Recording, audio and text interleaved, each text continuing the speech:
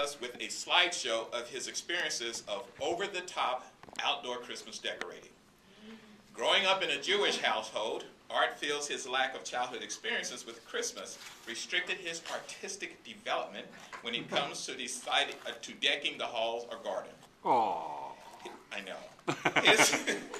His slides span more than 35 years. It won't take us 35 years, though. His slides span more than 35 years of displays from his first tree to today. He feels, unfortunately, that each slide is arguably worse than the preceding slide. Here is Art Grossman with When Will It Stop? Art, what do you press here?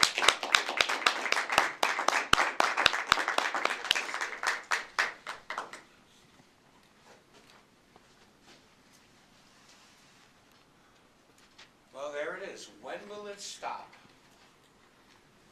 As John told you, we grew up in a Jewish household where there was no Christmas. We did exchange presents on Christmas Day because my father was a retailer and it was his first day off. But other than that, at my home in New Jersey, we didn't have Christmas. However, don't feel too sorry for me because my grandmother married a French-Italian Catholic, and they had a big Christmas in Bogota, New Jersey. So every Christmas Eve, after my father closed the store, we'd pile into the family car and drove out to Bogota, New Jersey for a real Christmas. Christmas really does belong to the Christians, you know that. Anyway, Grandma left for LA in 1952 or 3, and from then on, no more Christmas for me, because there was no place to go to on Christmas Eve. We didn't celebrate Christmas, so the days were dark and dreary. Oh. I know. Then I went to college, and then after college I moved. First I lived at home in New Jersey, and then I moved out to LA. And even though I was on my own, and Christmas was in my heart, I never lived in any place I could put up a tree, nor did I know how, really, to do any of that stuff. Ladies and gentlemen, come 1977. What happened in 1977? I bought a house in San Francisco in a quaint neighborhood with a big bay window. What do you think happened to that bay window? Oh. My very first Christmas tree, it was that one. This is the second year. That poor tree, can you imagine 30 some odd years of pent up wanting to have a tree, not being able to have a tree, and then what happens? I got this big, beautiful 7-foot tree and covered it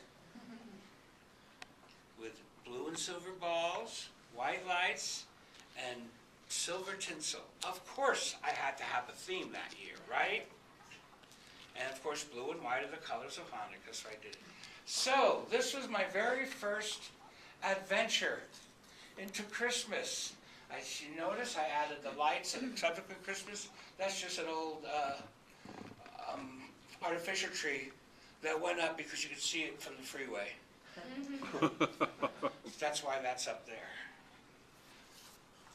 In 1985, I moved to Lake Tahoe, Tahoe City to be exact. And this was the house that I rented, the ski lease. Well, with a tree like that outside, did you think we were going to let it go to waste? No. From there, we went to Old County, a Bavarian chalet on Old County Road in Dollar Hills in Tahoe City. And this is where it really started. There were just a few trees that first Christmas, but there were so many trees in the yard, the whole yard was covered by the time I left. And of course, the tree was cut down but it couldn't be cut down all the way because it was used for telephone wires. So we saw this wonderful stocked tree and said, what shall we do with this tree? Of course, my friend Patrice called it a phallic symbol, but we'll leave it alone. And now what? Reno, Nevada, 89509.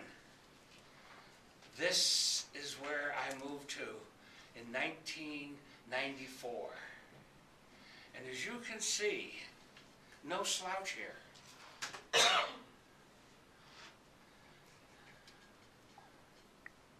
My street, I was the only one that did Christmas decorations on my street then.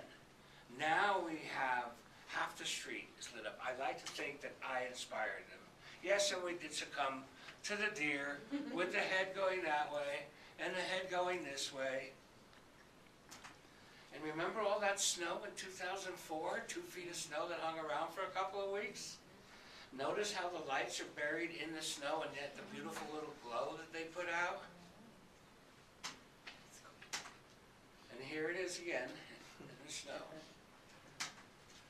Okay. I lived in the left side of that house. It was 3 bedrooms. I downsized in 2004 to the right side, which is a 1-bedroom with the garage. So this is the result of what looks like, what just appears to be downsizing. Now, here it is today. I have neighbors moved in next door to me that said, go to town. And of course, I didn't need any encouragement to go to town. As you can see, there's more. As you can see from down the street, you can see all the way up. Now, I've changed things this year, but I don't have any pictures. There's a walkway to the house. So, now I ask, will it ever stop? And my fellow SAS members, my legacy to you is this year's newest addition to my display, that. And guess what? Whoever opens the box that I brought is going to get that. And I made sure no one saw me put the box up so no one knows which one is mine. But that's what you're going to wind up with as a gift and legacy to me. If you think I'm bad, I just want to give you a shot of a neighborhood in Medford, Oregon.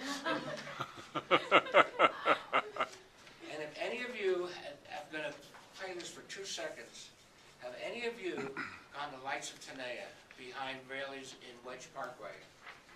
This is what you will see. To music all lit up. It's well worth your trip. Fellow Toastmasters, Merry Christmas.